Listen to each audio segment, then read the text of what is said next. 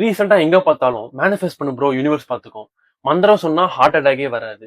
பரிகாரம் பண்ணு, சாமி இறங்கி வந்து உனக்கு ஹெல்ப் பண்ணுவாரு. இது மாதிரியா சொல்லிட்டு இருக்கானுங்க. இதெல்லாம் பார்த்து எனக்கு ஒரே ஒரு கதை தான் ஞாபகம் வருது.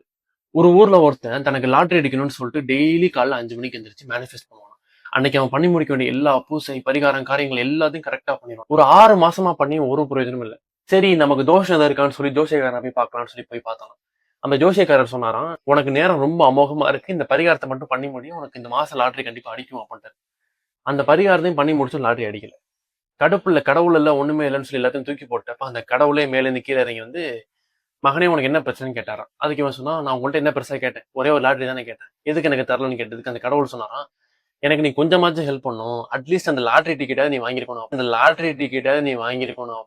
அதே மாதிரிதான் இங்க ஃபர்ஸ்ட் நம்ம கடமை நாம பண்ணி முடிக்கணும். முடிச்சுட்டு நம்ம கண்ட்ரோல் இல்லாத விஷயத்த வேணா வெளில விடலாம். அது கடவுள் இருக்கோ இல்லையோ நம்பி வெளில விட்டுருங்க, முடிஞ்சு போச்சு. இங்க நம்ம கடமையை நம்ம பண்ணி முடிக்காம நம்ம செய்ய வேண்டிய வேலையை பண்ணாம பரிகாரம் பார்த்துக்கும், ஜாதகம் பார்த்துக்கும், ஜோசியக்காரன் சொல்லிட்டான்னு சுத்திட்டு இருந்தீங்கன்னா இங்க ஒண்ணுமே நடக்க போறது இல்லை.